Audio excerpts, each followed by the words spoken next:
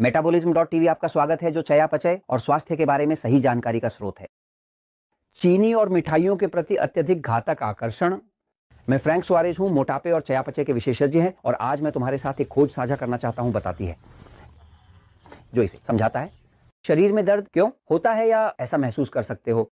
एक आकर्षण है जिसे मैं चीनी और मिठाइयों के प्रति घातक आकर्षण ही कहूंगा। मेरे लिए हमेशा किसी चीज का कारण खोजना लक्षण का वर्णन करने से ज्यादा महत्वपूर्ण है, क्योंकि अगर तुम किसी चीज का कारण ढूंढ लेते हो तो तुम समस्या को जड़ से उखाड़ सकते हो। जब तुम समस्या को जड़ से उखाड़ देते हो तो अब वह समस्या तुम्हारे लिए समस्या नहीं रहती। इसलिए यह महत्वपूर्ण है। मैं ये जानकारी तुम्हारे साथ बोर्ड पर साझा करूंगा। चलो देखते हैं, ध्यान दो। हम जानते हैं कि शरीर की सारी ऊर्जा ये चयापचय से बनाई जाती है। चयापचय ये क्या है? तो चयापचय वो सब कुछ है जो कोशिका के अंदर होता है, जो ऊर्जा को बनाता है। अब यह ऊर्जा निर्भर करती है कि ऑक्सीजन हो और सांस लेने के लिए आवश्यक चीजें हों, पानी पीने और अन्य चीजों में, ताकि असली ऊर्जा हो सके। क्या हो रहा है? पहले खोजा जा चुका है कि चीनी खाने की ये इच्छा और मिठाइयां खाने की, इसका कारण है। कारण ये है, ये तंत्रिका तंत्र से बहुत संबंधित है। ये तंत्रिका तंत्र है। तंत्रिका तंत्र अत्यधिक भावुक, इसे केंद्रीय स्वायत्त तंत्रिका तंत्र कहा जाता है। ये यहां पीछे है, जहां मस्तिष्क का छोटा हिस्सा है। ये एक कंप्यूटर की तरह है। ये 24 घंटे सप्ताह में 7 दिन काम करता है और कभी नहीं रुकता। ये यहां वह है जो आपके दिल की धड़कन को नियंत्रित करता है। पाचन, जैसे कि हार्मोनों का निर्माण और जिगर का डिटॉक्सिफिकेशन भी। आपकी नींद की गुणवत्ता, यानी यहां से कुछ भी नहीं है जो नियंत्रित ना हो। वास्तव में यहां स्थिति है नहीं। यानी अगर आप मेटाबॉलिज्म को नियंत्रित करना चाहते हैं और चीनी और मिठाइयों की लत से बाहर निकलना चाहते हैं, तो आपको अपने तंत्रिका तंत्र को समझने की कोशिश करनी चाहिए। हमने पिछले एपिसोड में शरीर में एक निष्क्रिय तंत्रिका तंत्र और एक उत्तेजित तंत्रिका तंत्र के बीच के अंतर के बारे में बात की है। क्या हो रहा है? जो खोजा गया है वह यह है कि जो लोग मिठाइयों और चीनी के प्रति सबसे अधिक लती होते हैं, और अन्य लतों में हमेशा वे लोग होते हैं जिनका तंत्रिका तंत्र उत्तेजित होता है। हम में से कुछ, जैसे मैं, जिनका तंत्रिका तंत्र वास्तव में निष्क्रिय है, जॉर्के उदाहरण के लिए, जिनका तंत्रिका तंत्र काफी उत्तेजित है, इसलिए ये ऐसा है। विद्युत नहीं। मेरी पत्नी एलिजाबेथ का तंत्रिका तंत्र उत्तेजित है और वह लगभग दीवारों पर चढ़ जाती है। नहीं, क्योंकि वे लोग हैं, शरीर को गति चाहिए। एक ऐसा शरीर है जिसमें तंत्रिका तंत्र बहुत सक्रिय है। नहीं, मेरा तंत्रिका तंत्र निष्क्रिय है, तो यह ज्यादा शांत है। सही है, ज्यादा निष्क्रिय, और मैं इसे वहां महसूस करता हूं। शरीर शांत रहता है, लेकिन जॉर्के शांत नहीं रह सकता। वह हमेशा अपने पैर को हिलाता रहता है। और इसी तरह के लोग होते हैं जिनका तंत्रिका तंत्र उत्तेजित है। हम उस व्यक्ति के तंत्रिका तंत्र की बात कर रहे हैं। नहीं, ठीक है। अब क्या हो रहा है? हम सभी लोगों ने जो नेचुरल स्लिम केंद्रों में काम किया है, हमने देखा है कि वास्तव में जो सबसे मजबूत लतें हमारे पास आती हैं, मिठाइयों, चॉकलेट, मिठाइयों और अन्य चीजों के लिए हमेशा उत्तेजित लोगों में से होते हैं। यही वे होते हैं जो लत को तोड़ने में सबसे अधिक मेहनत करते हैं। हो रहा है, उत्तेजित व्यक्ति के साथ क्या होता है कि उसे चीनी और मिठाइयों की इतनी लत होती है।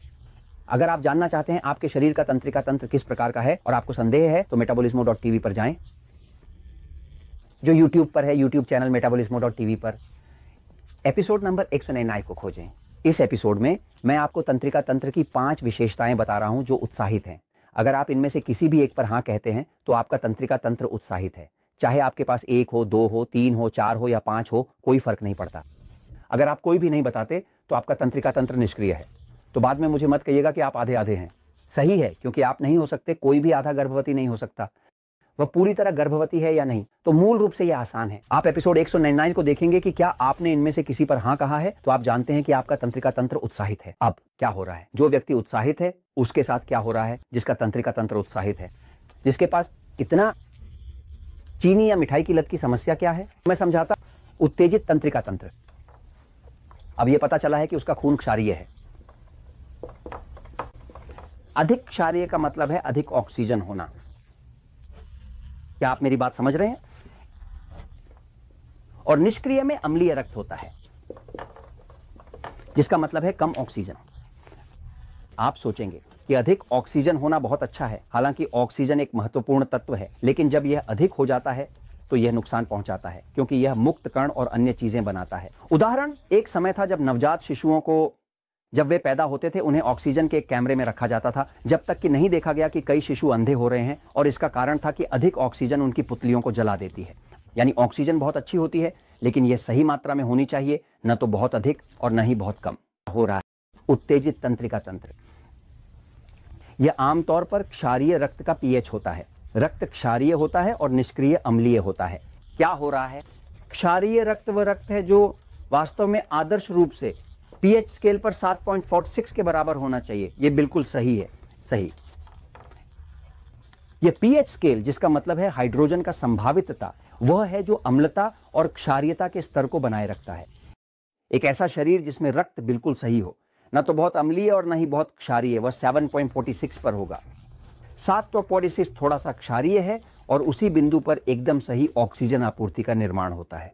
व्यक्ति में बहुत ऊर्जा होती है, सब कुछ ठीक से काम करता है। अब जब वह शरीर अधिक अम्लीय हो जाता है ना, तो उसे समस्याएं होने लगती हैं, या जब यह अधिक क्षारीय हो जाता है तो भी समस्याएं होती हैं। क्या हो रहा है? उत्तेजित व्यक्ति जिसे सबसे अधिक चीनी और मिठाई खाने की इच्छा होती है, उसके रक्त में काफी अधिक क्षारीयता होती है, शायद इतना क्षारीय कि यह 7.54 के बराबर हो सकता है। ठीक है, आपको लगता है कि दूरी बहुत कम है, लेकिन यह बहुत बड़ी है, क्योंकि यह एक गुणात्मक पैमाना है, जिसका मतलब है कि यह 10 से गुणा होता है। तो यह छोटी सी अंतर वास्तव में एक बड़ी अंतर है।